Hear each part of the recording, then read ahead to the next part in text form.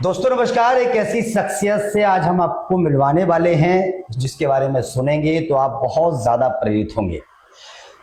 अक्सर इस समाज में देखा गया है कि जब वो महिला अकेली पड़ जाती है तो उसको जीना मुश्किल हो जाता है। आज के युग में तो खैर महिलाएं बहुत कुछ कर रही हैं, लेकिन वो भी परिवार के साथ रहकर कर रही हैं। कई महिलाएं हैं जो अकेले रहकर बहुत कुछ कर रही हैं, लेकिन हमारे साथ ऐसी शख्सियत मौजूद है जिन्होंने अकेले होने के बावजूद भी, यानी कि पति के जाने के बावजूद भी, उन्होंने ऐसे बच्चों को कामयाब किया। ऐसे लोगों के बीच में रही हैं वो जिन बच्चों को उनके पिता भी ठीक नहीं कर सकते, यानी जो नशा करते हैं, नशे के आदी होते हैं, उनको लेकर एक सेंटर बना रखा है। और सेंटर भी आज से नहीं, लगभग 19 साल हो गए इस सेंटर को। 19 साल, 19वीं गोल्डन जुबली जो है इस बार मनाई गई थी और 20 साल होने वाले हैं। अब सवाल यह है कि 19 सालों से 20 सालों से एक नारी शक्ति का रूप हमारे बीच में है, जिन्होंने अपने बलबूते पर, क्योंकि 5-6 साल से तो मैं खुद देख रहा हूं, अभी तक सरकार का कोई भी नुमाइंदा ऐसा नहीं है जो इनको सहयोग दे चुका हो। हाँ, थोड़ा बहुत संस्थाओं से सहयोग मिलता है, लेकिन आप जानते हैं कि इतना बड़ा सेंटर चलाना, उनके लिए हेल्प करना, ये सारी चीज़। और फीस भी इनकी बड़ी नॉर्मल होती है। कई तो ऐसे होते हैं जिनसे ये फीस ही नहीं लेते हैं उनको ठीक करने के लिए। मैम, सबसे पहले बहुत बहुत स्वागत है हमारे स्टूडियो आने के लिए आपका। मैम, सबसे पहला मेरा सवाल बहुत गहनता वाला है कि वो कौन सा दौर और कौन सा वक्त था और क्या एज थी आपकी, आपके हस्बैंड की, जब आपने अपनी संस्थान का जन्म दिया, उसको जन्म किया और उसके बाद उसको चालू किया? मैं दिल्ली बोर्न हूँ और दिल्ली में पढ़ी लिखी हूँ और 22.5 साल की थी जब मेरी शादी हो गई। और शादी हो गई थी, शादी के 1 साल बाद ही मुझे पता लगा कि मेरे हस्बैंड, पता क्या लगा उस टाइम किसी को पता नहीं था, लेकिन हस्बैंड FCI में थे, सब कुछ ठीक था। और शादी ऐसे परिवार में हुई, जॉइंट फैमिली थी। हस्बैंड FCI में क्लास 1 ऑफिसर थे, पर अनफॉर्चुनेटली 2-3 साल में मतलब उस टाइम वो नशा कर रहे थे पर किसी को पता नहीं था। लेकिन धीरे हस्बैंड नशा करते थे? हस्बैंड नशा करते? हस्बैंड, अच्छा। और धीरे धीरे वही हालत हुई कि जो एक नशेड़ी के घर की होती है। इस दौरान मेरे 2 बच्चे हो गए, फैमिली सारी सेटल्ड हो गई, 2 नंदे थी, देवर थे, सबकी शादियाँ वादियाँ हो गई। उसके बाद जो तकलीफ सही कि वो एक्टिव एडिक्शन जो ब्राउन शुगर का था वो बड़ा पेनफुल था। और उसमें आदमी ना रो सकता है ना हंस सकता है। और सबसे बड़ी बात है कि क्लास 1 ऑफिसर होते हुए भी फाइनेंशियली वो नौकरी पर नहीं जाता था। जो नशा करेगा वो काम नहीं करेगा। ऊपर से जो बच्चों की अपब्रिंगिंग थी वो करनी बहुत मुश्किल हो गई। और सबसे बड़ी बात जो होती है कि धीरे धीरे जैसे घर में नशा होता है तो घर में कोई भी आपको मदद करना छोड़ देता है, चाहे आपके पेरेंट्स हो, चाहे आपके इन-लॉज हो। हाँ। सबसे बड़ी बात है आप सबसे कटने लग जाते हो और कोई भी आपके लिए वहां पर खड़ा नहीं होता। तो नशा एक ऐसी बीमारी है कि एक तो पारिवारिक बीमारी है और ये सब हमें नहीं पता था। 10-11 साल प्रॉपर ये कह लो कि आप मैंने उस नशे के साथ अपनी जीवन शैली कैसे मैंने बच्चों को बढ़ाया, पढ़ाया, लिखाया और अपने आप को से 99 तक, आप 83 में मेरी शादी हुई थी और 99 करीब हो गए 16-17 साल। 16-17 साल मैंने एक्टिव एडिक्शन को घर में झेला।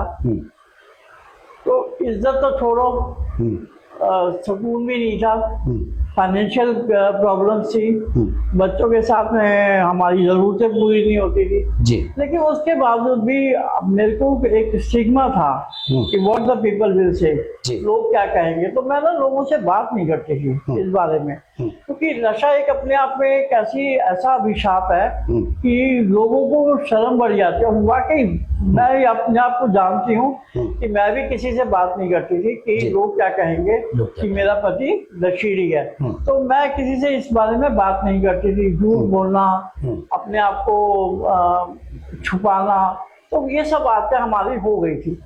लेकिन 99 में मुझे नारकोटिक्स का मैसेज मिला कि इसका इलाज संभव है। और उससे पहले क्या था कि नशे के दौरान ना बीमारियां बढ़ी थी, मतलब शरीर में घटना चले बीमारी। तो 99 में तो बच्चे भी हो गए होंगे? 88 बच्चे जब छोटे थे, अपब्रिंगिंग 88 में हो गया था छोटा वाला। लेकिन 99 तक मतलब 10-11 साल का छोटा वाला था, 13-14 साल की बड़ी लड़की। तो ये सब चीजें जो थी बड़ी मतलब तकलीफ दे थी। ना आदमी रो सकता है ना हंस सकता है, आपके साथ में कंधा देने वाला कोई नहीं है, क्योंकि नशेड़ी को तो अपने नशे से फुर्सत नहीं। बिल्कुल बिल्कुल। आप क्या करेंगे? तो वो टाइम बड़ा मुश्किल टाइम था। और मैंने ट्यूशन पढ़ाया बच्चों को, बाहर काम किया, मतलब कि हर चीज मैंने मार्केटिंग की, लोगों से बातें, पर जो चीज जो करनी चाहिए थी शेयरिंग कभी नहीं करी। अच्छा, कोई आपका साथ देने वाला भी नहीं होता आपको, ऐसे माहौल में कोई साथ नहीं। जब नशा घर में आता है तो पेरेंट्स का और इन-लॉज का कोई साथ नहीं देता। बिल्कुल बिल्कुल। तो ये सब चीजें झेलते झेलते जब 99 में मुझे मैसेज मिला तो मुझे एक बढ़िया, पहले तो लगा कि ये सब नहीं हो सकता, इतना साल हो गए थे झेलते झेलते। लेकिन रिहैब का मैसेज मिला, मैंने हस्बैंड को रिहैब में डाला। जब रिहैब में डाला तो फिर मैंने रिहैब के बारे में पढ़ा लिखा, फिर मैंने स्टडी करी, फिर मैंने सोचा कि कितना टाइम, अगर ये पहले मेरे को मैसेज मिल जाता जी तो शायद जिंदगी और सुकून हो जाता। बिल्कुल बिल्कुल। लेकिन नहीं, अब वो करते करते करते करते जब हस्बैंड का इलाज हुआ और वो बाहर आए, तब समझ में आया कि ये प्रिवेंटिव डिजीज है, कि हम इसको क्योर नहीं कर सकते लेकिन प्रिवेंशन कर सकते हैं, कि हम इसको बिल्कुल जड़ से खत्म नहीं कर सकते, लेकिन हम इतना कर सकते हैं कि जिंदगी सुचारू रूप से चल सके। तो वहाँ से फिर मेरा सफर शुरू हुआ। फिर मुझे लगा कि मेरे जैसी पता नहीं कितनी औरतें हैं, कितनी महिलाएं हैं कि उनके घर में ये प्रॉब्लम चल रही है और वो सफर कर रही है। वहाँ से मैंने पीछे मुड़ के नहीं देखा, फिर मैंने लोगों को मैसेज देना शुरू किया। मैसेज देने के बाद भी बड़ा, हस्बैंड ठीक हो गए थे, लेकिन हस्बैंड ठीक हो गए थे, रिकवरी में आ गए थे। जब मैसेज देना शुरू किया, 4-5 साल मैसेज दिया, फिर मुझे किसी ने कहा कि आप लड़कियों का रिहैब खोलो। अच्छा, रिहैब खोलो, लड़कियां भी प्रॉब्लम में थी। तो खोला तो फिर 2006 में, मतलब शायद संभव इसलिए खोला था कि ऐसे बहुत सारे लोग थे जो पैसा नहीं भर सकते, कहीं जा नहीं सकते, कहीं अच्छा धारणाएं बहुत थी कि ये मुश्किल होता है काम। तो लेकिन ये था कि भाई मैंने कहा चलो शायद संभव की स्थापना करते हैं ताकि हम एक प्लेटफॉर्म दे सके किसी भी नशेबाज को कि वो यहाँ आए और हमारे साथ काम करे। तो एक ये सोचकर हमने एक प्लेटफॉर्म बनाया था कि हम लोग लाखों करोड़ों की बात नहीं करते, ना मैं 5 की 10 की, मैं सिर्फ एक नशेबाज का बात करती थी। अगर एक नशेबाज का जीवन सुधरता है तो उसकी फैमिली सुखी हो जाती है। सहज संभव नाम क्यों रखा था? सहज संभव लगा कि लोगों को बहुत मुश्किल लगता था कि क्या नाम रखे क्या रखे, तो मुझे ये लगा कि ये तो इजीली पॉसिबल है, तो सहज संभव ये सोच के नाम रखा था और रखा था। फिर उसके बाद में देखो दिक्कतें खत्म नहीं होती, मैंने काम शुरू किया, मैंने लोगों को मैसेज देना शुरू किया, खूब गालियां खाई। लोग यहाँ तक मुझे कहते थे कि अगर तेरा हमारा घर वाला पीता है ना तो हमें मतलब है, तुम क्यों मैसेज देते हो, अच्छा तुम क्यों सोचते हो। लेकिन जब वो शुरू किया, देखिए बहुत पेनफुल है, जिस घर में नशा है उस घर के बच्चे पलप नहीं पाते, उस घर वालों की कोई इज्जत नहीं होती, और सबसे बड़ी बात जो ह्यूमिलेशन होती है ना, मजाक उड़ाते हैं लोग कि इन लोगों का क्या होगा, इन लोगों को कैसे बुलाएं, इन लोगों के पास कपड़े हैं कि नहीं है। तो बहुत सारी दिक्कतें थी, तो वो सब शर्मिंदगी से मैं जूझ रही थी। तो जब मैं यहाँ से वहाँ से निकली और मैंने इस तरफ कदम रखा सहज संभव की तरफ, तो मुझे सिर्फ एक ही दिमाग में बात थी कि उनको दोबारा मेन स्ट्रीम में कैसे जोड़ा जाए, और सिर्फ नशेबाज नहीं, उसकी फैमिली को भी सपोर्ट किया जाए, उसकी फैमिली को समझाया जाए कि भाई कम से कम आप लोग जीना मत छोड़ो। क्योंकि क्या होता था कि मैं सुनती थी उसका घर वाला नशेबाज था तो वो उसने तलाक दे दिया, वो अलग रह रहे हैं, मियाँ बीवी अलग रह रहे हैं, बच्चे बुरी हालत में है, माँ बाप है तो उनको कुछ नहीं, सपोर्ट नहीं है। तो मुझे ये होता था कि फैमिलीज टूटती थी। तो मैंने सबसे ज्यादा फैमिलीज के साथ में, उनके फैमिली वालों के साथ में काम शुरू किया जिनके घर में नशा था और फैमिली जो थी बिल्कुल टूटने के कगार पे खड़ी थी। तो उनके साथ में जब काम करते करते करते, और फिर अनफॉर्चुनेटली वही होता है कि आपके जीवन में कुछ भी इतना आसान नहीं है। बिल्कुल। जब मैं ये रिकवरी में आए, मेरे दोनों बच्चे ग्रोन अप हो चुके थे, बिटिया की शादी करी, तो मेरे हस्बैंड का एक्सीडेंट हो गया। Oh my God. और उनकी दोनों पैर चले गए। पर ये था कि भगवान से मैं ये कहती हूँ कि उनसे मुझे हिम्मत दी कि वो बेड पे आ गए, उनका लैट्रिन बाथरूम सब बेड पे था, बेड, लेकिन वो नशे से दूर थे। एक्सीडेंट के बाद नशा दूर हो गया उनसे? हाँ, एक्सीडेंट के बाद, एक्सीडेंट से पहले ही हो गया था, पर नशा दूर था उनसे। तो उन्होंने बिस्तर पे बैठे बैठे उन्होंने जो भी मेरे साथ दिया उस टाइम, 10-11 साल, जो भी 13 साल वो बिस्तर पे रहे। हाँ, तो ये एक बड़ा था विचित्र कि काम तो मैंने ही किया शायद संभव के लिए, और कभी ये सोच के नहीं किया था कि अवार्ड मिलेंगे या कोई प्रशंसा होगा, एप्रिसिएशन। लेकिन जब आप काम करते हैं, आपको हर नशेबाज की कहानी जो थी मेरे लिए एक नया सच सबक। बिल्कुल। तो हर नशेबाज की एक कहानी जो थी वो एक नई कहानी थी। बिल्कुल। ऐसा नहीं था कि जो मेरे से मिलती थी या किसी से मिलती थी, बस प्रॉब्लम ये थी कि थी वो पारिवारिक समस्या थी, पारिवारिक जिम्मेदारी को निभाते हुए। तो ये सब चीजें जब करते करते करते करते आज 20 साल पूरे हो चुके हैं मुझे। मैंने 2006 में शुरू किया था काम और 2026 हो गई, 20 साल मैं कंप्लीट कर चुकी हूँ। तो ये लगता है कल की बात है, लेकिन आज थोड़ी सी बस यही है कि हस्बैंड की फिर डेथ हो गई 6 साल पहले। लेकिन ये है कि उसके आज भी ये मेरा काम जो है 365 दिन और 24/7 मेरा काम रुकता नहीं है। मैं 24 घंटे काम करती हूँ, 365 दिन काम करती हूँ, और 20 साल से ये लगातार करती आ रही। अच्छा, कई लोगों को ये लगता है कि आपने जो ये सेंटर खोल रखा है, ये सेंटर जो है एक तरीके से पैसे कमाने का जरिया है, इसके बारे में थोड़ा समझाइए। देखिए, एनजीओ में ना मैं एक बात जानती हूँ कि एनजीओ बहुत सारे खुले हुए हैं, और क्या लोग सोचते हैं क्या मेरे को नहीं मालूम। एनजीओ 2 ही लोग चला सकते हैं, या तो मेरे जैसे जो भुक्तभोगी हो और जिनको दर्द का पता हो कि दर्द से कैसे निकला जा सकता है, या पैसे वाले लोग, जो लोग दिखाने के लिए जो पैसा खर्च करते हैं और तमाशा देखते हैं। तो अब मेरे पास तो पैसा था नहीं और मैं तो बिल्कुल जीरो से शुरू हुई थी। लेकिन ये है कि पैसा कमाने का आप सोचिए ना कि एक नशीली क्या दे देगा आपको। मेरे पास ऐसे भी लड़के हैं जिनके घर में कुछ नहीं आता, फ्री में रखती हूँ मैं। तुर्कमान गेट से, लॉर्ड प्लेस से, ऐसी ऐसी जगह से लड़के ढूंढ ढूंढ के लाती थी कि तू इलाज चाहता है, और कई लोग आज कामयाब भी हैं। 2 तो नाम मेरे हैं, एक सुनील जैन जी हैं, उसको मैं लेके आई थी तुर्कमान गेट से। एक मुरली है जिसको लेके आई थी क्लॉटे से। मुरली आज की डेट में उसकी 16-17 साल की रिकवरी है। सुनील जैन की भी शायद 17-18 साल की रिकवरी है। तो एक हमारे पास जब पहला पेशेंट आया था, वो उसका नाम मैं बताती हूँ, त्रिलोक। वो मेरे पास आने की लोगों का मैसेज आया कि मैडम एक पेशेंट है, वो कबाड़ बीनता है लेकिन नशा करता है, आप उसको रख लो। तो आप ये सोचो कि वो मुझे क्या पैसे देगा। मैं उसको लेकर आई, वो ले आया मेरे पास। अब मानोगे नहीं कि उसके शरीर से इतनी बदबू आ रही थी। हमने सबसे पहले तो उसको नहलाया, उसके बाल वाल साफ करवाए, गंदा किया उसको, उसके कपड़े सारे फेंके, अपने पास से कपड़े दिए, और उसके बाद में फिर वो मेरे पास 6 महीने तक लगातार रहा। 6 महीने बाद उसने ना अपने घर वालों को कहा कि मैडम मैं अपनी बीवी को मिला हूँ। क्या बात है। तो मुझे लगा कि मैंने कहा है तेरे, कहता हाँ वो है। उसकी वाइफ ने एक ही अच्छा काम किया था कि वो अपने पीएल जाके ना उसने वहाँ पर चौकीदारी की नौकरी कर दी, और वो बच्चों को पढ़ा दिया उसने मतलब पीएन की नौकरी करी स्कूल में, तो उसने अपने बच्चों का एडमिशन करा दिया था। तो वो कहता, तो वो जब अपने घर गया तो उसको पहचाना ही नहीं लोगों ने, और पहचाना नहीं। और उसके बाद में वो जब वहाँ से आया तो लोगों ने विश्वास नहीं किया कि तूने नशा छोड़ दिया या कुछ है।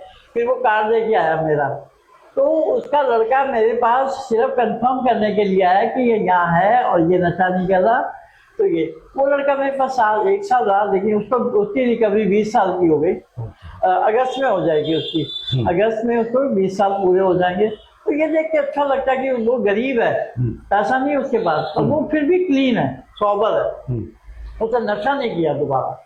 अच्छा, जब इन लोगों को आप रखते हैं सेंटर में, तो इन लोगों को मैनेजमेंट कैसे करते हैं? क्योंकि खाली नशे से दूर कर देना, नशे से दूर तो नहीं हो पाएगा आदमी, कहीं ना कहीं से तो जुगाड़ करेगा ही नशे का। मैनेजमेंट कैसे करते, क्या व्यवस्थाएं होती है सेंटर में? शुरू में देखो, जो भी नशेबाज आता है ना, खूब गालियां बकता है, क्योंकि वो नशा कर रहा होता है उसने, और नशा कर रहा होता है तो हम यही सोचते हैं कि वो दे ही रहा है, वो ले थोड़ी रहा हमसे।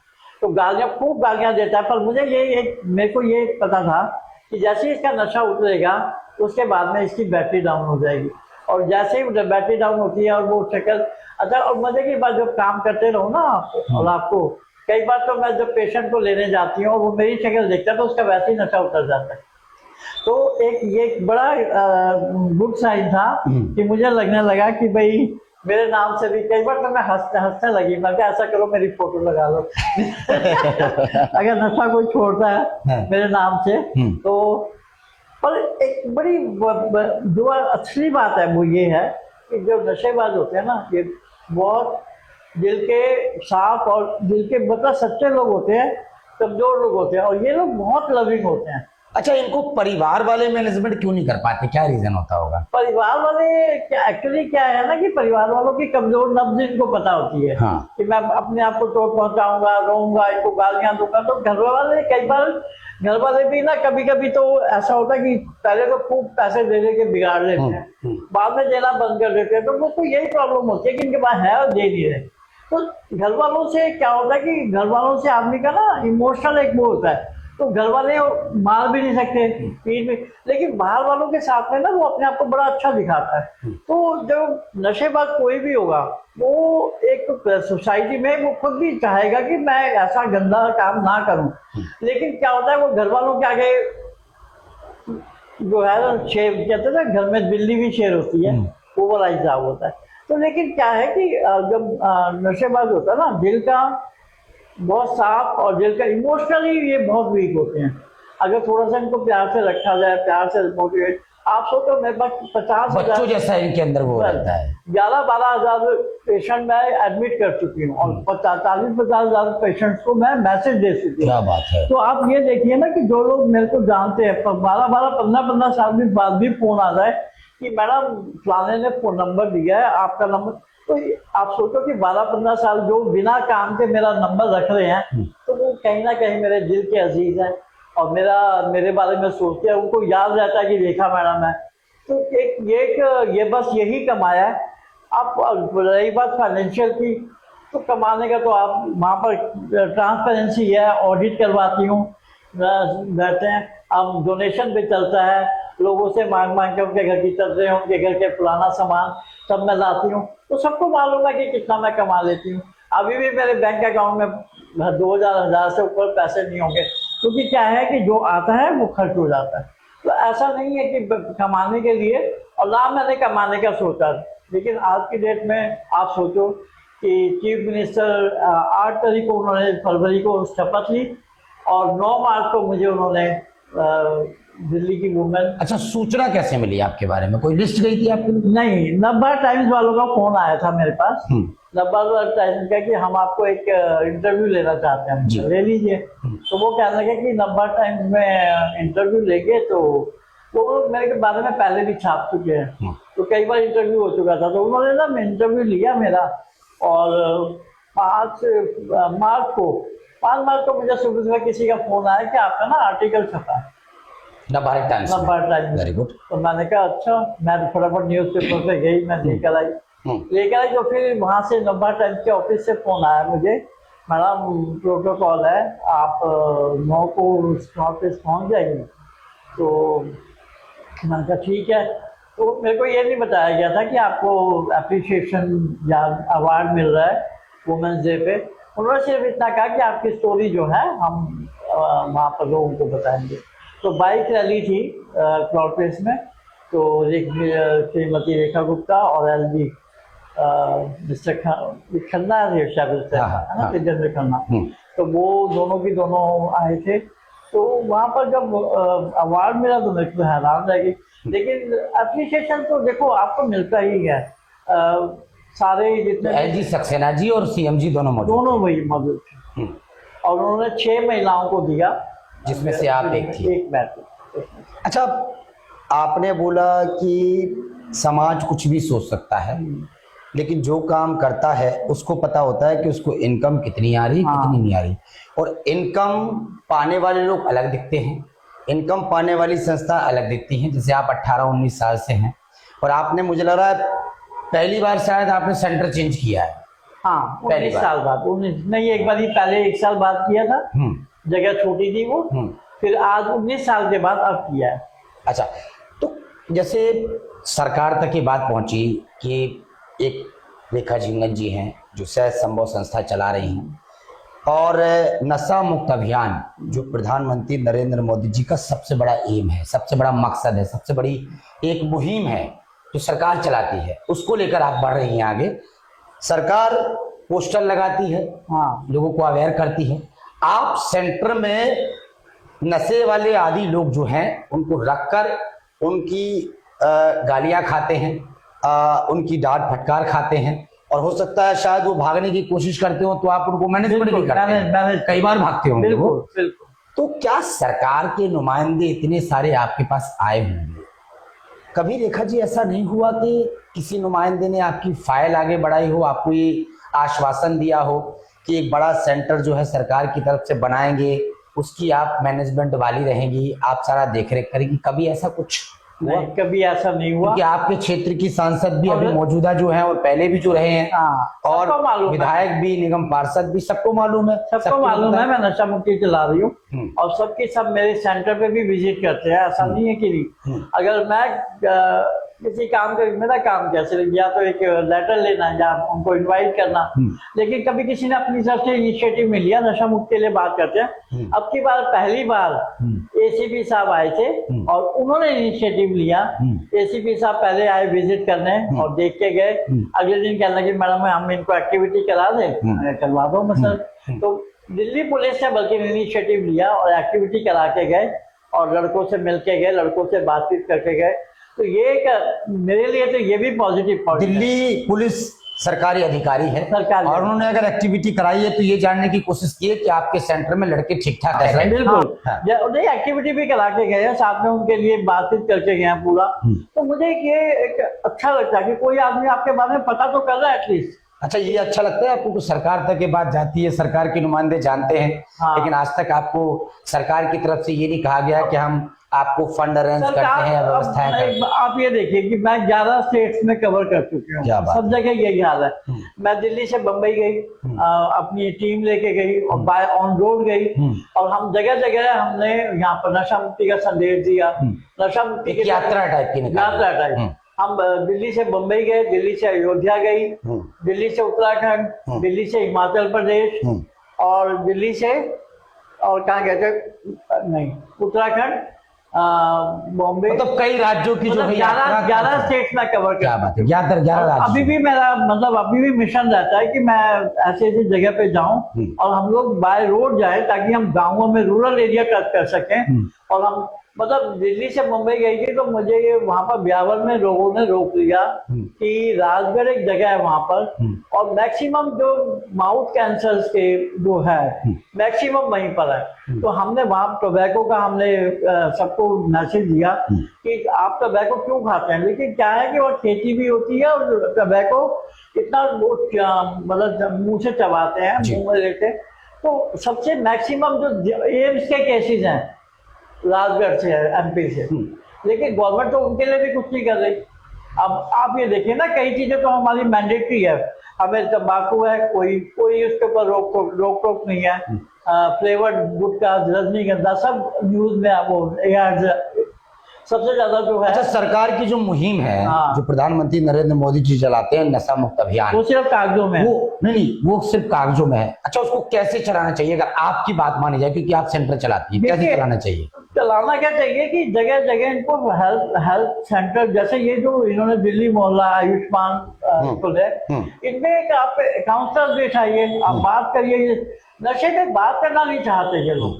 नशे में स्कूलों में एक ड्रग एजुकेशन जरूर होनी चाहिए। हम लोग सेक्स एजुकेशन की बात करते हैं, साइबर कैफे की बात करते हैं, लेकिन ड्रग एजुकेशन और अल्कोहलिज्म के लिए कोई बात नहीं करता। ऊपर से सब स्कूलों में मैंने एक दो जगह अगर लोगों से बात करने की कोशिश करी तो कहते मैडम आपको जो बच्चों को नहीं पता वो भी बता देंगे।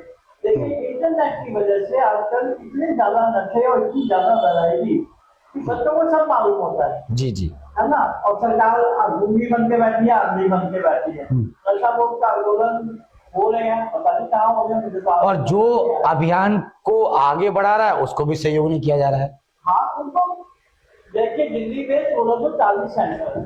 मैंने जब शुरू किया था मुझे नहीं मालूम, लेकिन गूगल का भी कलम में अपने बारे में सर्च किया तो वहाँ पता लगा कि मैं सेकंड वुमेन हूँ इंडिया की जो सेंटर चला। क्या बात है।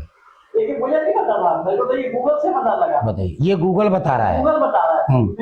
लेखा जी के निकल सेकंड वुमेन वो is learning India education centre working for the drug. क्या बात है, क्या बात है। एक ये चीज है, तो मैंने तो कभी ये जानने की कोशिश नहीं करी, पर नशा मुक्त अभियान कहाँ चल रहा है ये मुझे नहीं मालूम। आप गूगल से पूछिए, गूगल में। अच्छा, सहज संभव संस्था के माध्यम से सेंटर के साथ साथ मैंने ये देखा है कि आप हर महीने 2 महीने में कुछ इवेंट टाइप का करती हैं, नारी शक्ति को सम्मानित करने के लिए, वुमेन्स बच्चियों को सम्मानित करने के लिए। इसका मकसद क्या होता है और ये किस तरीके से करते हैं आप? आप एक बात बताओ कि नशेबाज कहाँ से आता है? हमारे समाज में से, समाज में से आता है। और हमारे समाज में ऐसी बहुत सारी महिलाएं हैं जो एक आइसक्रीम वेंडर है, जो 2 बजे से लेके और रात को 11:30-12 बजे तक आइसक्रीम बेचती है और अपने बच्चों को अच्छी मतलब पढ़ा रही है। तो मेरे लिए वो भी मांगे हैं, उसको भी अवार्ड दिया। एक हमारे समाज में चंदन नाम की महिला है, वो एमसीडी में एज ए स्वीपर लगी है, बट वो उसको एक अवार्ड मिला। वो बिना छुट्टी किए, विदाउट फेल, वो पूरा ग्राउंड साफ करती है। और वो मतलब कभी मैंने उसको छुट्टी लेके नहीं देखा, और वो अपने गंदगी साफ कर रही है, हमने उसको भी अवार्ड दिया। क्या बात तो है। आप ये देखिए ना कि हमारे समाज में मैं पढ़ी लिखी थी, मुझे पता लग गया या मैं कहीं पर आ गई, लेकिन कई ऐसी महिलाएं हैं जो अपने फील्ड में काम कर रही हैं और अपने बच्चों को पढ़ा रही हैं अपनी जीविका के लिए। तो वो जीविका के लिए कमा रही है। आप सोचिए कि वो कितनी मेहनत करती है, और उसके घर में भी दिक्कतें हैं। तो हम लोग चाहते हैं कि समाज में ऐसी महिलाओं को जगह मिले। आप एक बार देखिए ना, एमपी को सब जानते हैं, एमएलए को सब जानते हैं, को सब जानते हैं, हम सब उनको बुलाते हैं। लेकिन ऐसी महिलाओं का क्या जो अपने घर से निकलते अपने बच्चों के लिए जीवन यापन कर रही है और अपना देश के लिए समर्पित है। बिल्कुल। तो हम उनके लिए भी हम। और सबसे बड़ी बात, तो ये सम्मान देना कोई एक वो नहीं है, ये सिर्फ एक सम्मान उनको एहसास कराना है कि आप लोग भी जीवन में कुछ कर रही हैं और आप लोग भी हमारी समाज का एक हिस्सा है। क्योंकि मुझे मालूम है कि जब मेरे हस्बैंड नशे में थे और ये था, तो हमें लगता था कि मैं नींद बेचारी गमों की मारी, मेरा जो गुस्सा सबसे ज्यादा पड़ा था। मुझे लगता था कि कोई नहीं है मुझे बचाने वाला।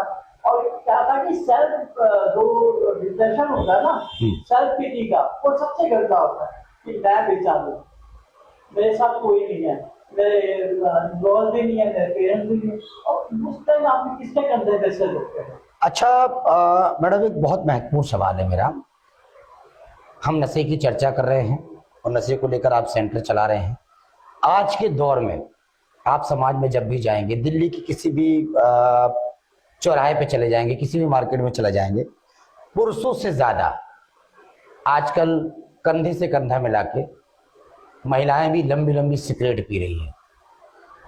सिगरेट क्या नशे के लिए सबसे ज्यादा खराब चीज है? सबसे ज्यादा? देखिए क्या बताऊं, मटेरियलिस्टिक वर्ड हमने बना लिया तो महिलाओं के लिए अगर नशे की लत में पड़ गई तो उनके लिए मॉरल वैल्यू कुछ नहीं है। तो वो जब नशेबाज, एक बात बताओ, जब नशेबाज हमारे पास आते हैं और नशे के लिए कुछ भी करने के लिए तैयार हैं, चोरी चकारी जो भी, घर से चोरी करनी, बाहर चोरी करनी, तो आप सोचो कि महिलाएं भी करती हैं। तो महिलाएं थक जाती हैं तो महिलाएं भी करती हैं। सबसे बड़ी बात क्या है, पेरेंट्स को चाहिए कि बच्चों में मॉरल वैल्यूज डालें। हम लोगों की ये सबसे उम्मीद हो गई है, कोई भी बच्चा स्कूल जाएगा ना, माँ को चाहिए उसको पूरे नंबर आने चाहिए। माँ कहती है तो डॉक्टर या वकील बनाऊंगी या कोई बड़ी पोस्ट इंजीनियर बनाऊंगी। आप ये सोचिए कि सारे बच्चे क्लास में नहीं होते। यही डिप्रेशन और यही डिप्रेशन जो है, सबसे पहले एजुकेशन सिस्टम ठीक होना चाहिए। अगर हमने आगे वाली पीढ़ी को ठीक करना है तो हमें अपना एजुकेशन सिस्टम ठीक करना होगा। बच्चों को नॉलेज होनी चाहिए बजाय कंपटीशन के। अच्छा, आपके सेंटर में सबसे ज्यादा नशे की आदी किस टाइप के लोग आते हैं? मतलब दारू पीने वाले या चरसी टाइप के? सारे हैं, लेकिन मेरे यहाँ देखो सबसे बड़ी बात है बीटेक लड़का। मेरे पास अभी आज की डेट में भी है बीटेक की हुई है उसमें लड़के में। बीटेक करके लड़का अगर नशा कर रहा है और अपनी फैमिली को परेशान कर रहा है तो आप सोचो कितनी माँ बाप के लिए मरने वाली बात। बहुत बड़ी मेरे पास 2010 में एक लड़का आया था कुलदीप, वो आज इंडिया में नहीं है, अल्कोहलिक था और बीटेक करी थी। उस लड़के से इतना खूबसूरत लड़का, फैमिली टूट गई, डाइवर्स हो गया, अब तो मदर भी बहुत बीमार रहती है, उसकी फैमिली से मेरा अब तक चल रहा है। लेकिन वो लड़के किसी वजह से कोरोना पर उसकी डेथ हो गई। तो लेकिन क्या है कि ऐसे बहुत पढ़े लिखे लड़के, एक लड़का डॉक्टर पीएचडी की हुई है, उसका कॉलेज है वो, और वो पेरेंट्स बहुत परेशान है। लेकिन ऐसे देखो, अल्कोहलिज्म और एडिक्शन इसकी कोई क्लास नहीं होती। जब आदमी को आदी हो जाता है ना नशे का, तो वो एक सिर्फ एडिक्ट और अल्कोहलिक रह जाता है। शराबी एक शराबी हो जाए, चाहे वो सिर्फ पढ़ा लिखा हो, अनपढ़ हो या मिडिल क्लास का, चाहे वो नौकरी करता हो, तो किसी काबिल नहीं रह जाता, वो सिर्फ एक शराबी ही हो जाता है। समाज को रेखा जी अब पता चल चुका है कि सहज संभव जो है एक सेंटर चलाती है और नशा मुक्त अभियान को लेकर जागरूक कर रही हैं। सेंटर में अपने लोगों को, नशे वाले लोगों को रखती हैं। तो अब जब लोगों का कॉल आता है, आपका परिवार का कॉल आता है, तो किस तरीके से वो अपने नशे के आदी व्यक्ति के लिए आपसे अपील करती हैं, किस तरीके से? देखिए, मैंने आपको बताया ना कि घर वालों को पहले तो यही समझना बड़ा मुश्किल होता है। घर वाले सोचते हैं इसको एडमिट कराने के बाद में हमारी ड्यूटी खत्म होगी। सबसे पहली बात तो घर वालों को ही समझना पड़ता है कि ये रीजन क्या था मुझे याद करने हुआ। मैंने कहा ना, एक्सपेक्टेशन बहुत बढ़ गई है, काम इतना है नहीं, महंगाई इतनी हो गई है, सबसे हर कोई आपकी वाइफ कॉलर जॉब ढूंढता है, राइट है ना, सबको अच्छा चाहिए। आजकल को कूलर कितने मिलते हैं और एसी कितने मिलते हैं, बिल्कुल ना, आजकल एसी की ज्यादा वैल्यू है। लेकिन दिक्कत कहाँ आ जाती है, दिक्कत क्या आ जाती है कि उसके लिए किया क्या जाए। हम लोग ये कभी नहीं सोचते कि उसके लिए क्या किया जाए, बिल्कुल। लेकिन क्या है कि एक्सपेक्टेशन घर वालों की भी बहुत बढ़ गई है और एडिक्ट की भी। तो वहां जाके जो कंट्रोवर्सी शुरू होती है, मैंने कहा ना बहुत सारी चीजें हैं, एजुकेशन सिस्टम खराब है, हमारे यहाँ मेडिकल सुविधाएं नहीं है, मेडिकल सुविधा हो तो आगे साल ज्यादा करप्शन खत्म हो। तो हम लोग तो लोगों को यही कहते हैं कि जब तक लीवर खराब नहीं होगा, जब तक किडनी खराब नहीं होगी, लोग हमारे पास आते ही। जब डॉक्टर लिखेगा ना एडमिट इनटू लीवर, तब तक हमारे पास नहीं आते। तो हमें ये कि हमें ये शुरुआती दौर में ही इसका इलाज को रिकॉग्नाइज करना चाहिए और कम से कम हमें काउंसलर से बात करनी चाहिए। अरे rehab is not the treatment, rehab तो सिर्फ उसकी साइकिल को ब्रेक करने के लिए, लेकिन अगर ट्रीटमेंट आपने करना तो वैसे की चीजें उसको समझाइए, उसको वैल्यू समझाइए, डॉक्टर के पास लेके जाइए। लेकिन बहुत सारी चीजें हैं और बहुत कमियां हैं, तो कुछ नहीं कर सकते। पर जितने मेरे पास लोग आते हैं तो मैं आपको यही समझाने की कोशिश करती हूँ कि आप लोग एक अच्छा जीवन जिए, एक हेल्दी जीवन जिए और उसी हिसाब से हम लोग ट्रीटमेंट का हिस्सा बना। अभी तक लगभग कितने लोगों को जो है इससे आप बरी कर चुके होंगे? तो मुझे नहीं पता कितनी रिकवरी है, लेकिन अभी तक मेरे सेंटर में कम से कम तो 12,000 से ऊपर मैं एडमिट कर चुकी हूँ। और अभी भी ये है कि मैं मेरी कैपेबिलिटी ये मैं करूँगी। और फिर सबसे बड़ी बात है कि घर वालों की गलती है, पूरा तो सारे सेंटर है। तो आप ये देखिए कि भाई ट्रीटमेंट जब करवाते हैं आप घर वाले, तो कम से कम पहले घर वालों को नॉलेज देनी चाहिए, राइट, कि भाई ये ट्रीटमेंट कैसे होगा, कैसे हमारा लीडर इस चीज से बाहर निकलेगा। तो एक ये मैंने देखो जब मैंने काम शुरू किया था उससे पहले मैंने ट्रेनिंग ली, मैंने बहुत सारे कोर्सेज किए, शॉर्ट टर्म कोर्सेज किए। मैं बेंगलोर तक गई पढ़ने के लिए। मैंने 12 कदम पे काम किया। मैंने शॉर्ट कोर्सेज होते हैं वो किए। तो वो करने के बाद में शुरू किया था काम। और अब ये तो एक गॉर्जियस है कि मैं कामयाबी रही। और मुझे अच्छा लगता है कि कई लोग जब जो नशा छोड़ देते हैं वो जब मेरे साथ चलते हैं या मेरे को कहीं भी याद करते हैं, तो आपको एक कंटेंटमेंट, मैंने कभी नहीं काम किया कि मैं पूरी इंडिया को ठीक करूंगी, पर जो लोग मेरे कॉन्टेक्ट में आए और वो आपके जीवन अच्छा जीन है, तो मेरे लिए इतना ही काफी है। लेकिन जिस पार्टी के फादर यानी प्रधानमंत्री नरेंद्र मोदी जी नशा मुक्त अभियान चलाते हैं और तमाम अपने नेताओं को, मंत्रियों को हिदायत देते हैं कि भाई नशे से लोगों को बचाना है, और उनके ही नुमाइंदे आपके कार्यक्रम में आते हुए देखते हैं, मैंने खूब आते हैं, तो कभी आपने देखा उनका आश्वासन क्या रहता है आपके इस कार्यक्रम को लेकर?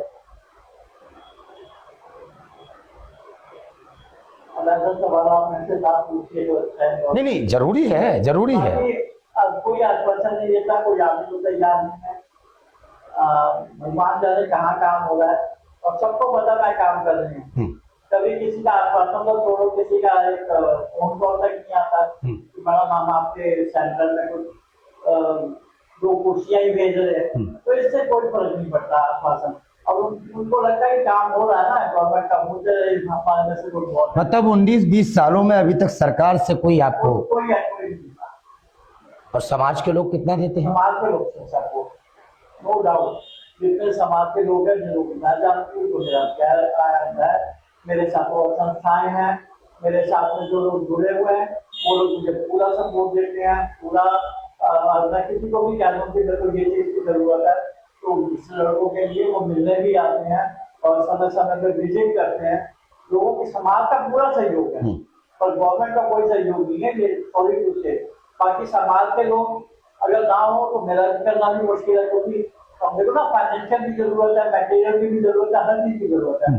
तो समाज के जितने भी संस्थाएं हैं, सबका शुक्रगुजार करती हूँ, सबका धन्यवाद करता हूँ कि वो समय पे अगर मैं एक बार कहूँगा कि बेटा ये मुझे ये चीज की जरूरत है और मेरे को ये काम करना है, तो वो मेरे साथ खड़े होते हैं। उनके लिए बहुत बहुत धन्यवाद। अच्छा, सरकार का देखा जी आपको सपोर्ट अगर मिल जाता है तो आप कितना अच्छा ग्रोथ करेंगी नशा मुक्त अभियान को लेकर, अपने सेंटर को लेकर? सरकार के साथ अगर ये सरकार के साथ में यही है, अगर सरकार के साथ ग्रो करने का तो मतलब अगर सरकार करे, नहीं, सरकार के साथ नहीं, सरकार का अगर आपको फंड की तरीके से सहयोग मिलता है तो देखिए डेवलपमेंट तो अपने आप ही होगा। भैया हर एक चीज जो मैं नहीं कर पाती, मेरे भी कुछ प्लान होंगे, जगह ऐसी जगह मिल जाए हमें जहाँ हम इनको खिला सकें, बाहर घुमा सकें, और एक शेल्टर होम बना सकें इन लोगों के लिए रोजगार पैदा कर सकें, है ना? क्योंकि रोजगार की सबसे बड़ी समस्या है कि रोजगार नहीं होता, है ना? 5-7 साल 10 साल नशे में निकाल दिए, साल 2 साल में, तो उनको पास रोजगार नहीं है कोई, ये करेंगे क्या? पहली बात तो जनरेशन इनकम की, तो हम लोग चाहते हैं कि सरकार ऐसी चीजों में मदद करे कि इनको इनकम बढ़ाया जाए, इनको ट्रेन किया जाए, इनके स्किल को बढ़ाया जाए। ऐसा नहीं है, बहुत सारे लड़के हैं जिसमें आप मेरे सेंटर में आएंगे तो एक लड़के ने कारपेंटर का काम जानता था, उसे स्टेज बनाया, बैकड्रॉप बनाया, बनाया। तो आप बताओ कि बिना पैसे के बनाया उसने। मेरी सिर्फ पीले लगी है, उसकी हिम्मत लगी है, लकड़ी मेरे पास पड़ी थी, तो ये एक बड़ा मतलब, तो अगर इनको रोजगार दे दिया जाता है तो ये अपना परिवार अच्छे से, तो यह ऐसा ही पैसे बनता है। जैसे कोई टेलर आ गया तो वो पुराने कपड़ों में से ही बैग बनाना, जैसे बनाना, लड़कों के लिए कुछ करना, तो ये सब चीजें ऐसा नहीं है कि इनमें टैलेंट नहीं है, टैलेंटेड लोग हैं, लेकिन ये है कि जनरेट करने के लिए पैसा चाहिए। अगर आप कोई भी काम करेंगे तो अगर आप पुरानी चीजों से बनाना, हैंडवर्क, हाथ की बनी हुई चीजें बनानी, जैसे प्रधानमंत्री नरेंद्र मोदी जी की मुहिम है वोकल फॉर लोकल, तो वो भी काम आ जाएगी। पीछे क्या था कि मैंने सबके न्यूज़पेपर बना के लिफाफे बनाए थे, क्या बात है। पॉलिथीन के लिए, लेकिन उसके लिए भी मतलब मांगना पड़ता है ना। आप न्यूज़पेपर के लिए सबको कहोगे मुझे न्यूज़पेपर दे दो, हम लेकर आते थे मेरे घर में ही वो बनाकर नहीं, और लिफाफे बहुत बनाए हैं मैंने, और मार्केट में बेचे हैं हम लोगों ने, दुकानदारों को देके आए। तो ऐसा नहीं है कि काम नहीं है, काम इनके लिए जनरेट करना पड़ेगा।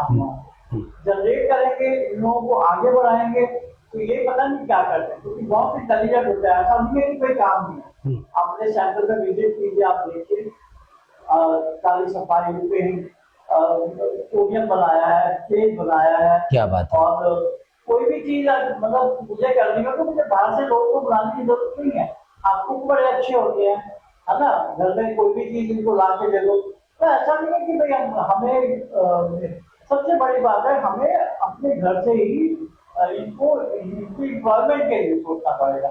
इनको ठीक करने के बाद में फिर क्या, ठीक करने के बाद में हम क्या करें इनका, क्योंकि काम करेंगे, काम धंधा क्या करें, क्या समझाएं, उनकी फैमिली को कैसे सपोर्ट करें। उनकी फैमिली है बेचारी, वो बेचारी घर से क्या है, गाँव की लेडीज है, वो क्या करेंगी। और वही है, कई लोग आते हैं, हम लोग झाड़ू पोछा बर्तन करते हैं, कुम्भी का काम करते हैं, मैडम क्या करेंगे। अब ऐसे जो घर टूटे हुए हैं उन लोगों के हमें सपोर्ट करें, उन लोगों को फाइनेंशियली थोड़ी सी मदद करके उनका अपना काम रोजगार शुरू है, तो ये गवर्नमेंट कर सकती है, और गवर्नमेंट चाहे तो। अच्छा, अभी तक कितनी संस्थाएं हैं जो आपको सम्मानित कर चुकी हैं? अभी देखा जाए तो मेरे को 100 से ऊपर सम्मान मिले हैं। क्या बात है। ऑनरेबल इंडिया, मेरे को थाईलैंड से भी एक्स्ट्रा कंपनी की, उन्होंने भी सम्मान थाईलैंड में बुला के किया, नेपाल में किया, कोरिया वालों ने मुझे एक डेजिग्नेशन दिया। तो ऐसा नहीं है कि आपके एप्लीकेशन नहीं मिलता। और ग्वालियर से, बॉम्बे से, भोपाल से और हिमाचल से उनको बहुत अवार्ड मिले, बट संस्थाओं के अवार्ड मिलने से कुछ नहीं होता। अवार्ड मिलना मुझे एप्रिसिएशन है, काम करने की प्रेरणा बढ़ेगी। आप काम कर रहे हैं, क्या बात है। लेकिन सबसे ज्यादा जरूरी जो है ना, मॉरल सपोर्ट की जरूरत होती है कि आपके साथ खड़ा कौन है, आपके साथ आपकी वो क्रिएटिविटी है, उसको कैसे आप उसको आगे करेंगे, एनहांस करेंगे। 20 सालों से मैं चला रही हूँ, कि मैंने कहा ना कि 20 साल से मेरी कोई छुट्टी नहीं, 365 दिन चल रहा है, 20 सालों से लगातार चल रहा है। मेरी एक अपने आप में एक कीर्तिमान है कि 20 सालों से हमारी कोई छुट्टी नहीं।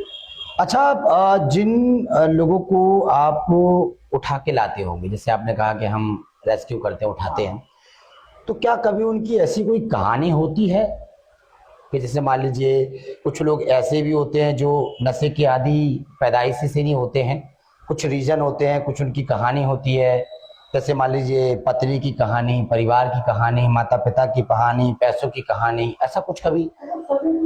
तो आप एक चीज पूछे, आपको ये मैंने कहा ना, हर एक नशेबाज जो है मेरे लिए किताब है। अच्छा। अब आपको बताते हैं, मेरे पास 10-11 साल हो गए, छोटे से बच्चे का फैमिली का फोन आया, वो 10 साल का लड़का, और दिल्ली हाट मगर नौकरी करती थी, वो लड़का नशा करने लगता है। नशा क्या, वो किलर था, सोचने वाला, तो हमारा मामू को लेके जाओ, तो हमने कभी हमारा में मर जाएगा, कोई शादी में नौकरी कर, हम उसको लेने के लिए गए। ये बड़े हैरानी की बात है, वो लड़का ना हमें देख के पास में भाग गया, टोला भाग गया। अब मजे की बात है, हम उसको ढूंढते रहे, उसकी बात भी ढूंढ लिया, हमने हमें नहीं पता लगा। रात को घर आके सोया 3 बजे फिर उसकी माँ का फोन आ गया। अब मैं उसको लेने चली गई, जब आप लेने गए ना तो वो पकड़ तो लिया हमने, वो रोने लगा। 10-11 साल का बच्चा। अब नगर से पूछा तू एक बार नगर छोड़ देते कि वो बता तू जब मोबाइल को लेने आए थे तो तू कहाँ था? बोले बिहार से कहता तो पेड़ से बैठा हुआ। अच्छा है। पेड़ से बैठा हुआ था, वो हमें देख रहा था हम घूम रहे हैं, नीचे घूम रहे हैं उसको, वो पेड़ पे चढ़ा रहा। 3-4 घंटे बाद उठा होगा हमारे जाने के बाद। तो आप और मजे की बात है, उसको लेकर आई, वो 2 महीने मेरे पास रहा। आज की जगह वो दिल्ली हाट पे शोबर है और नौकरी कर रहा है। क्या बात है। दिनेश नाम का लड़का है और दिल्ली हाट में है, दिल्ली आजने वाले में, और वहाँ नौकरी कर रहा था। और मेरा किसी खुशी में से वो मेरे पास 8-10 साल का बच्चा, छोटा सा बच्चा था, और वो 5.5 फुट का लड़का है। क्या बात और है। वहाँ नौकरी कर रहा दिल्ली हाट में। सेंटर आपने खोल रखा है, उसका खर्चा वर्चा कितना महंगा होगा? सेंटर आपका कितना बड़ा बनाया आपने? सेंटर खर्चा वहीं से निकलता है। देखिए हम डोनेशन भी एक्सेप्ट करते हैं, डोनेशन पे बहुत मैंने कहा ना कि सब वो भी इन सबको पालने के लिए, हाँ, इनकी व्यवस्था बनाने के लिए। खाना पाना है तो फैमिली भी सपोर्ट करती है। ऐसा नहीं है कि मैं ये कहूँ कि मैं टोटली फ्री है, फैमिली भी सपोर्ट करती है, पर मैं गरीबों के लिए भी था।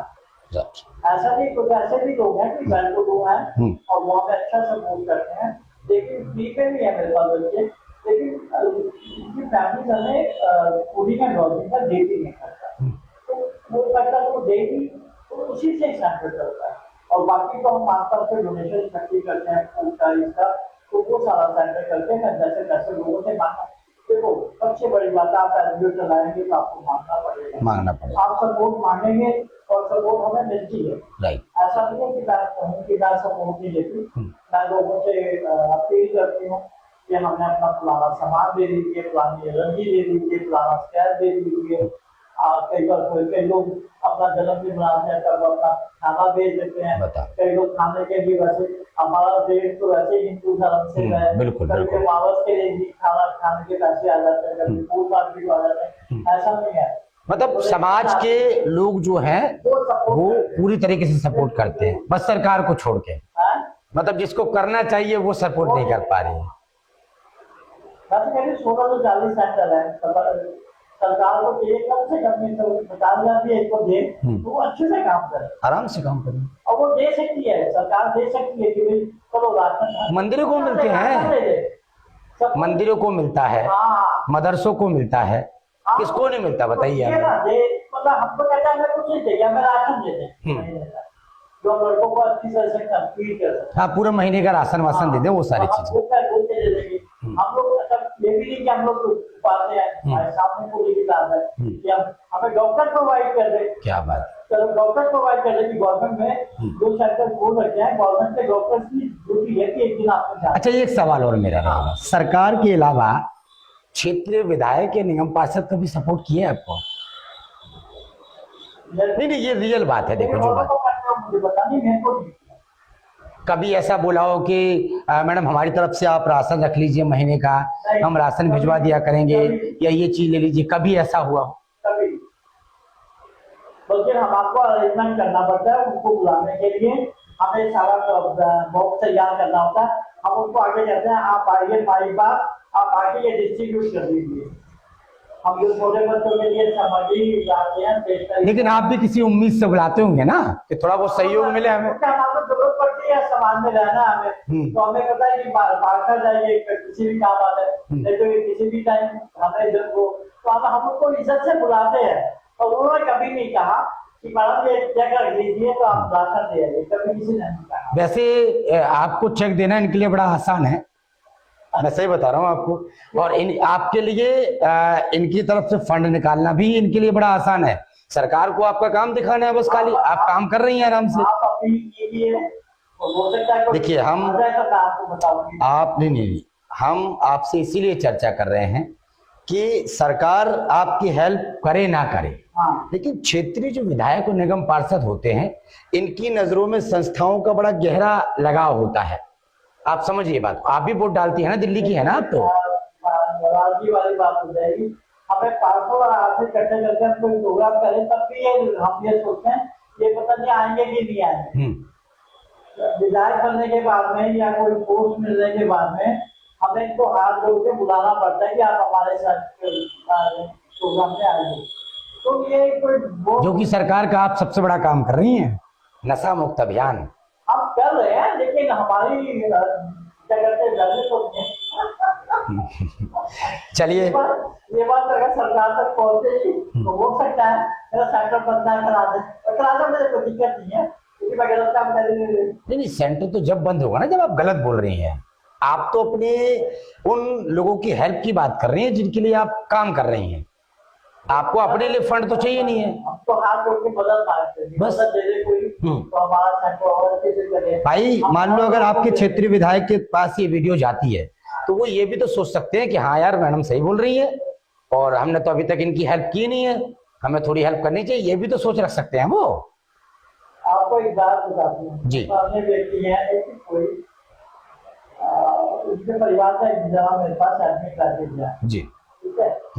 अब वो इस तरह से मैसेज राम राम में नहीं करते कि मतलब मैं पता नहीं हो सकता उनके दिमाग में कुछ चलता हो, लेकिन उनको ये लगता है कि भाई इनको हमारी अंदर की बात का पता है, इसलिए नहीं करते। इसलिए मैं बताती हूँ कि जब मैंने शुरू किया था तो एक पेशेंट को एडमिट किया था और आज की डेट में उनके भाई जो है वो अच्छी मतलब में है।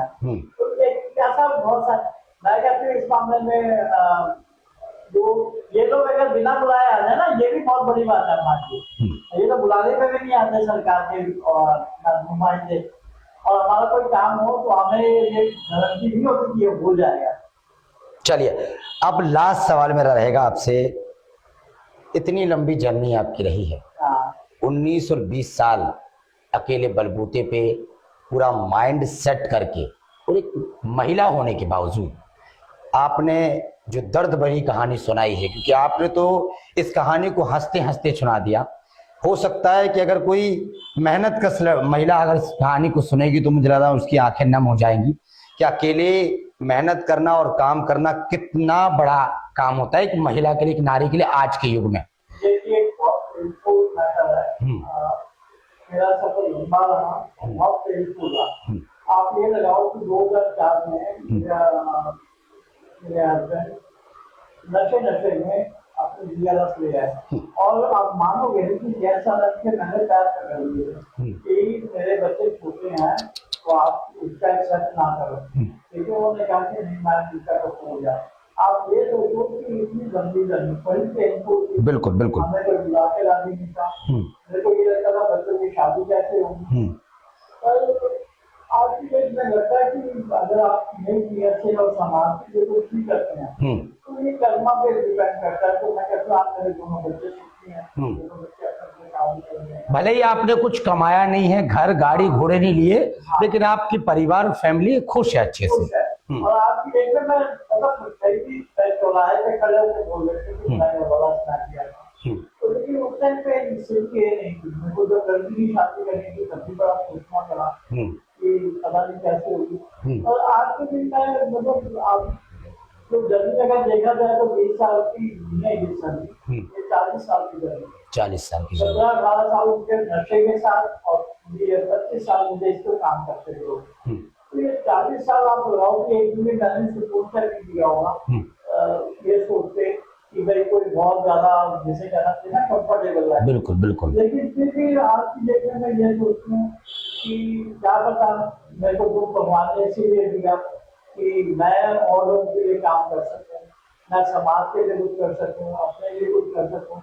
देखिए अपनी नजरों में आत्मसम्मान होना बहुत जरूरी है, बहुत जरूरी। अपनी जिंदगी में कुछ किया तो ये भी आज एक सेटिस्फेक्शन है कि चलो मैंने रो के जिंदगी काटी। अब मैं देखते लोग सुसाइड कर देते हैं, बिल्कुल, लेकिन ये कितनी तकलीफ है आप मानोगे नहीं कि जो तकलीफों का अंत नहीं था, उसको सहने के बाद में भी आज इतनी हिम्मत है कि मैं कहीं 4 दिनों में खड़ी हूँ तो मेरे को लोग इज्जत से बात करते हैं। बिल्कुल, ये बहुत बड़ा सम्मान है। अपने आत्मसम्मान को बचा के अपना आत्मसम्मान को बढ़ाना एक बड़ी बात थी मेरे लिए। तो मैं ये शुक्रिया अदा करती हूँ समाज का मेरे बच्चों का, मेरे परिवार का, और कि भाई उन लोगों ने मेरा साथ दिया और ये मैं कर पाई। और करना कोई आसान नहीं था, एक एक दिन करके आप लगाओ कि 40 साल हो गए। बिल्कुल। तो ये तो एक बड़ी डिफिकल्ट सी जर्नी थी। पर अब यही वाली बात होती है कि अब उसको रोके भी क्या कर रहा है। मैं तो यही वाली बात सोचती हूँ कि भाई मेरे फादर शायद आज होते बहुत खुश होते, बहुत खुश होते। मेरे फादर इसी दर्द में चले गए, मेरी लड़की होती है जब उनकी डेथ हुई तो ये दूसरी में थे। और वो एक बात यही कहते थे कि ये कब सुधरेगा। तो मैं तो मैं हमेशा अपने फादर को कहती थी कि आप मेरा हाल पूछा करो, आप घर में पढ़ाया लिखाया है, आप उसका भी पूछो। बिल्कुल। तो मजे की बात आती है, 2005 में मेरे फादर की डेथ थी। 2006 से मैंने काम शुरू किया, मैंने बोल के नहीं देखा। तो आज मैं थैंक यू माय फादर, उनको याद करती हूँ कि उनकी कहीं ब्लेसिंग्स रही होंगी जो मैं आज इस मुकाम पर पहुंची हूँ और अपने क्षेत्र में काम कर रही हूँ। और मैं सभी महिलाओं को एक अपील जरूर करना चाहूँगा कि जिंदगी को ये मत सोचो कि हमें अच्छा मिला या बुरा मिला। और अपने सेल्फ रिस्पेक्ट के लिए, अपने स्वाभिमान के लिए आप काम करें। आप आजीविका के लिए काम ना करें, आप अपने स्वाभिमान की रक्षा करें, बिल्कुल अपने परिवार की रक्षा करें अपने। तो ये सब जीवन जो है ना बहुत आसानी से बीत जाएगा। तो अदरवाइज तो बहुत मुश्किल है कि आपको कि हम एक्सपेक्टेशन मेरा पति मेरी इज्जत करे, मेरे बच्चे इज्जत करें। जब तक आप खुद की इज्जत नहीं करेंगे तब तक कोई आपकी इज्जत नहीं करेगा। अच्छा, आपने समाज को संदेश दे दिया, महिलाओं से अपील कर ली, आपने सब कुछ कर लिया, अपने फादर का भी धन्यवाद कर दिया, अब सरकार का भी धन्यवाद करना चाहेंगे? कुछ कहेंगे सरकार को? सरकार का बहुत बहुत धन्यवाद जो हमें चलाने दे। नहीं, कुछ अपील करना चाहेंगे सरकार से? फिर भी सरकार अपनी तरफ से काम कर रही है, हम सरकार के दखल बिल्कुल नहीं लेना चाहते। और सरकार को चाहिए कि कुछ पॉलिसी ऐसी बनाए कि जो लोग काम कर रहे हैं, जो चाहे थोड़ा कर रहे हैं चाहे ज्यादा, राइट, आप उनको सपोर्ट कीजिए। उनको एक एप्लीकेशन सरकार की तरफ से जरूर देना चाहिए कि भाई आप लोग काम कर रहे हैं। कभी तो कोई आए कि हमें कहे कि भाई नहीं आप बहुत अच्छा काम कर रहे हैं। हमें लोग एक सड़क का लड़का द्वारा हुआ, मैं उसको अपनी कहानी सुनाती हूँ, वो मुझे अप्रिशिएट करेगा। लेकिन सरकार को नजर नहीं आ रहा 25 सालों से 30 सालों से लोग काम कर रहे हैं, तो इनके लिए भी हम कुछ करें। तो ऐसा नहीं है, सैंपल बहुत खुल रहे हैं, मक्का पुट्टी के लिए काम हो रहा है, लेकिन जहाँ जैसे काम हो रहा है आप लोगों को आगे है और हमें आशीर्वाद दे अपना। वैसे आप दिल्ली सरकार की भी नजरों में आ चुकी हैं, आपको अवार्ड मिल चुका है सिर्फ स्टेज पे। उसके बाद में दोबारा किसी ने बुलाया तक नहीं और पूछा भी नहीं। काम कर लिए सीएम ने भी नहीं पूछा, सीएम ने भी नहीं पूछा कि मैम जिसको हमने सम्मानित किया बहुत अच्छा काम कर रही हैं आप, मैडम ने भी कहा। लेकिन उसके बाद में आगे क्या, आगे भी पूछना चाहिए, बुलाना चाहिए। चलो देखो एक लेटर ही कहीं से आ जाता, या हम लोग भी लेटर मोदी जी को मेल पे बहुत सारे लेटर लिखे, मैंने बताया कि मैं ऐसे वुमन हूँ, मैं काम कर रही हूँ और एक बार ही सिर्फ मैं मिलना चाहती हूँ और हम लोग बात करना चाहते हैं। और पता नहीं हो सकता है भाई हमारी बात उन तक ना पहुंची हो, तो मैं तो चाहूंगी कि अगर एक बार मैं आदरणीय नरेंद्र मोदी जी से मिलूं तो मैं उनको जरूर बात करूं कि सर आप आंदोलन के लिए काम कर रहे हैं और इससे ज्यादा अच्छा होता है। चलिए, बहुत बहुत शुक्रिया आपका रेखा जी। आपने अपनी पूरी जर्नी बताई कि 20 से 40 साल आपके कैसे गुजरे समाज में और कैसे आपने समाज के लिए काम किया। और बहुत बड़ा सवाल भी है कि इन 40 सालों में पूरे देश तक आपकी बात पहुंची और आपने कई राज्यों का दौरा किया एज यात्रा के तौर पर, और आपने वहां पर भी नशा मुक्त अभियान को छेड़ा, लोगों को जागरूक किया, और एक लंबी यात्रा के बीच में आपने रास्ते में सफर में लोगों को ये बताया कि नशा इंसान के लिए कितना खतरनाक होता है।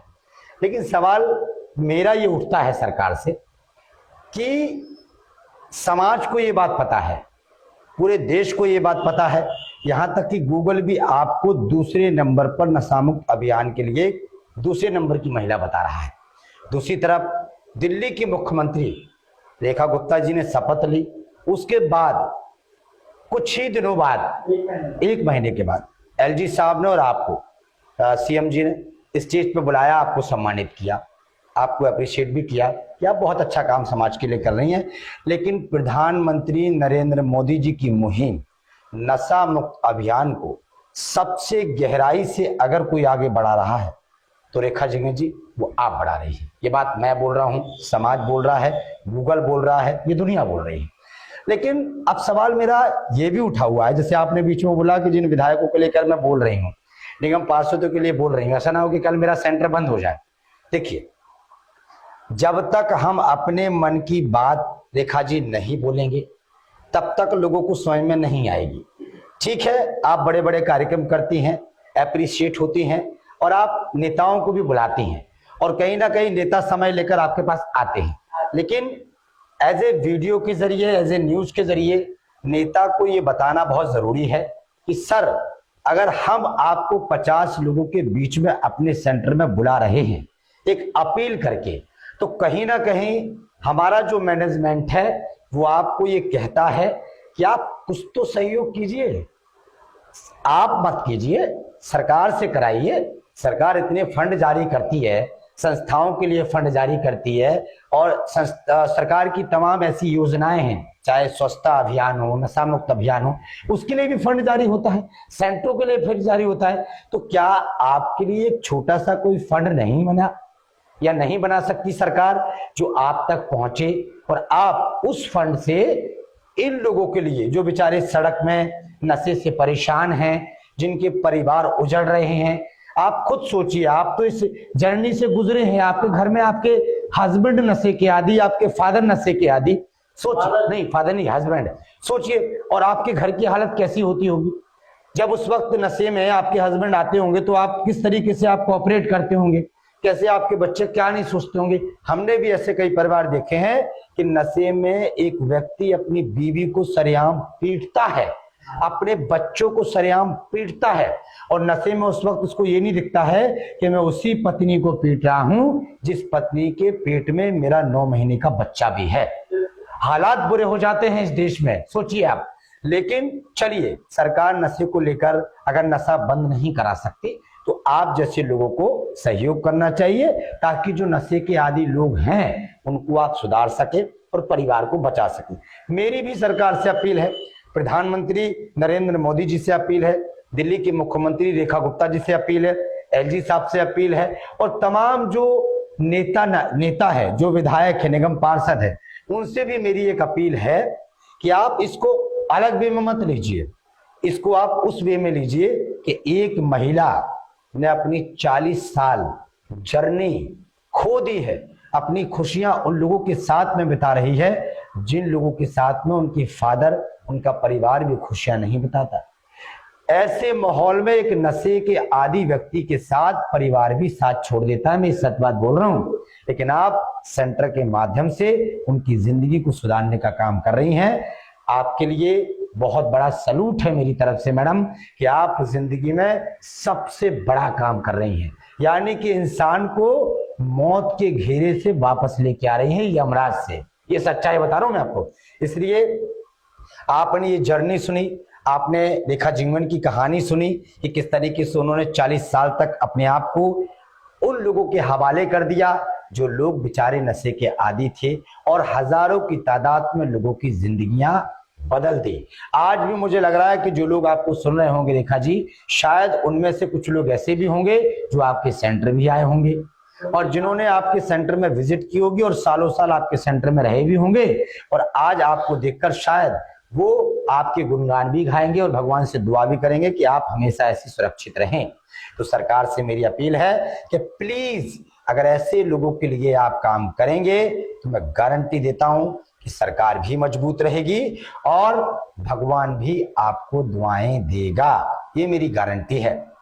तो अगर कैसी लगी आपको रेखा जिंगन जी की जर्नी, कैसे लगा सहज संभव का काम, एक बार कमेंट बॉक्स में जरूर लिखें और अगर आपकी तरफ से हो सके तो इस वीडियो को लाइक भी करें और ज्यादा से ज्यादा शेयर करें, ताकि सरकार तक ये वीडियो पहुंचे और सरकार इनके लिए कुछ इतना सा फंड अरेंज करे ताकि ये उस फंड का सदुपयोग कर सके, उन लोगों में लगा सके जो आज भी नशे के आदी, चरस गांजे के आदी, चोरियां कर रहे हैं, अपने माता पिता की जेबें काट रहे हैं और यहां तक कि परिवार को उजाड़ने का काम कर रहे हैं। बहुत बहुत शुक्रिया मैम आपका, बहुत बहुत धन्यवाद आपका।